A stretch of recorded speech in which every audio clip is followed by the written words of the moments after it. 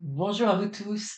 Alors, en ce jour de Noël, je vous souhaite un excellent Noël. Si vous prenez ce message à un autre moment dans l'année, ça n'est pas grave, c'est un message intemporel, mais qui est porteur, j'ai envie de dire, porteur d'un message christique, d'un message de lumière.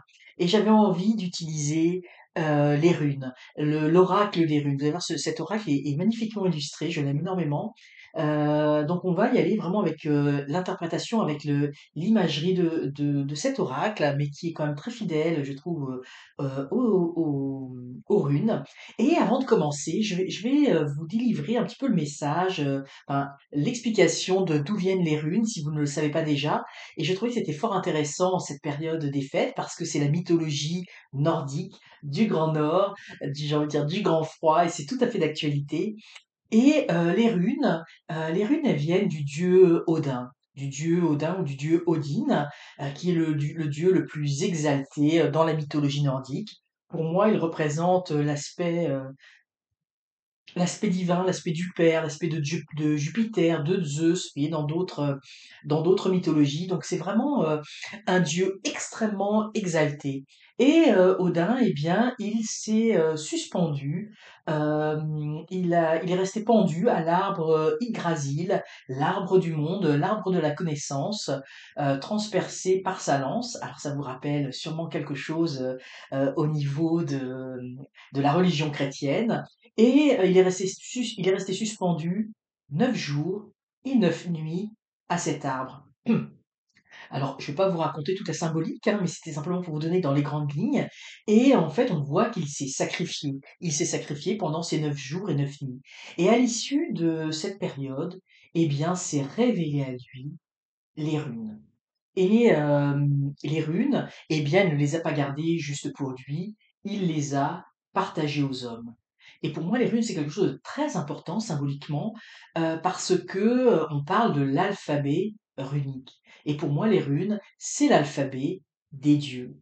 Il y a le langage des dieux et il y a forcément l'alphabet, des dieux. Et les runes, c'est quelque chose de très puissant et les runes agissent comme une antenne réceptive. Donc on peut recevoir de l'information et on peut soi-même émettre de l'information. Et les runes, on peut les pratiquer également avec son propre corps, en prenant certaines positions et en faisant également certaines mentralisations particulières pour transmettre de l'énergie et recevoir de l'énergie. Alors c'est quelque chose de très très puissant. Moi je suis passionné des runes depuis très longtemps. J'ai pratiqué, et je pratique encore, mais je pratique depuis très longtemps la magie des runes en faisant ces positions runiques et c'est très très enrichissant. Alors, j'avais envie justement, donc c'est pour ça, cette période de Noël, j'avais envie de faire ce partage avec cet oracle des runes, et c'est cet oracle que l'on m'a offert et qui est très très beau et très inspirant. Alors, je vais vous proposer ce message en faisant je veux dire un sapin de Noël, mais on va faire un triangle avec ici les espoirs en cette période de Noël et l'étoile qui va nous guider pour les prochains jours. Donc ce que nous possédons de plus, de plus fort à l'intérieur de nous et comment tout cela va nous guider dans les jours et les semaines à venir.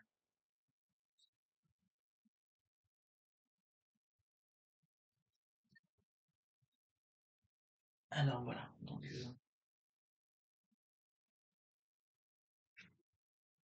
alors moi, je vais toutes les dévoiler d'un coup. Voilà, vous allez pouvoir en prendre connaissance. Alors dans les, dans les attributs que nous possédons, hein, dans les valeurs que nous possédons, précieuses, hein, parce que là on est vraiment dans quelque chose de une grande richesse intérieure, eh bien, nous avons, Gébo,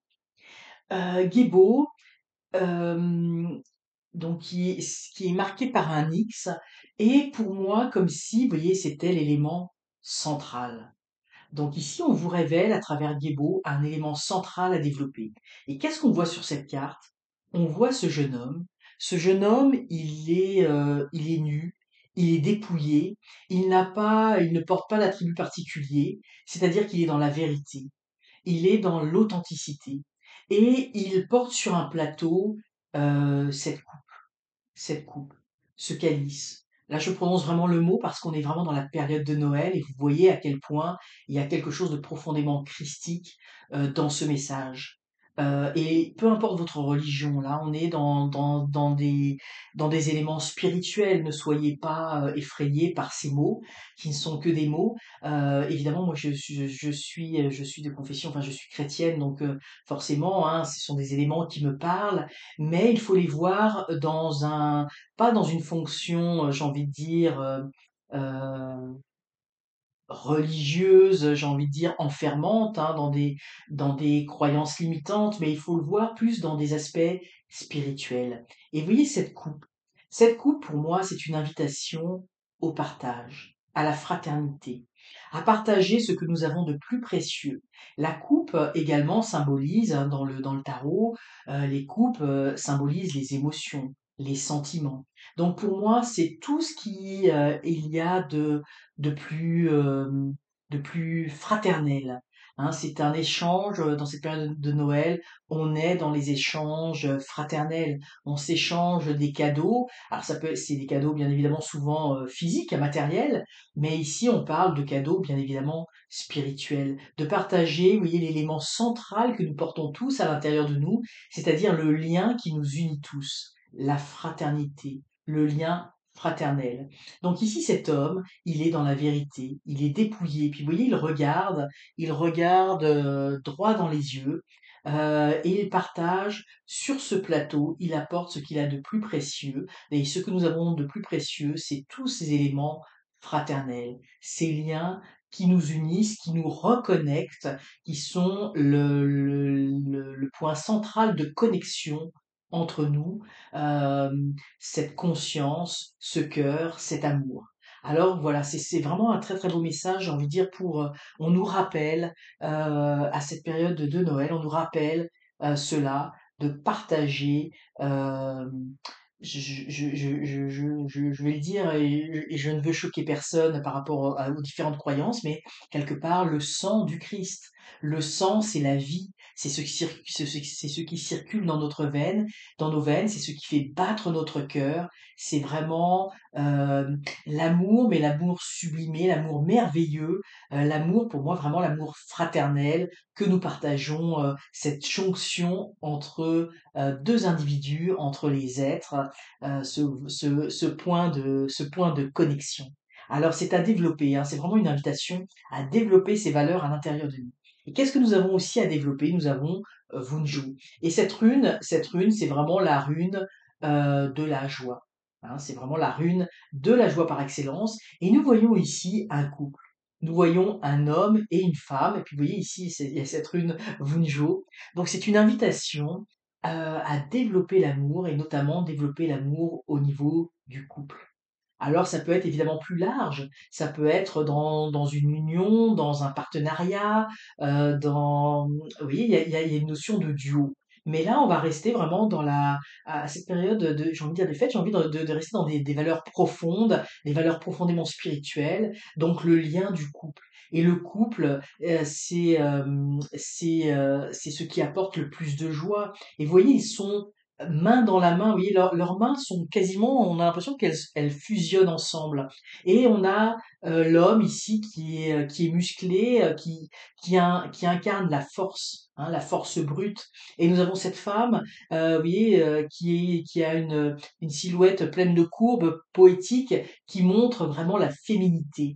Et la joie, elle provient aussi de cette union en nous, du yin ou du yang, hein, si on veut reprendre une autre tradition, mais vient également de la force que nous avons, que nous portons à l'intérieur de nous, mais également de la douceur que nous portons à l'intérieur de nous. Et ces deux éléments, quand ils sont parfaitement unis, parfaitement équilibrés, vont apporter énormément de joie. Et ces deux notions eh bien, sont représentées dans le couple, dans les valeurs masculines qu'incarne l'homme et les valeurs féminines qu'incarne la femme, la force et la douceur. Hein, la rigueur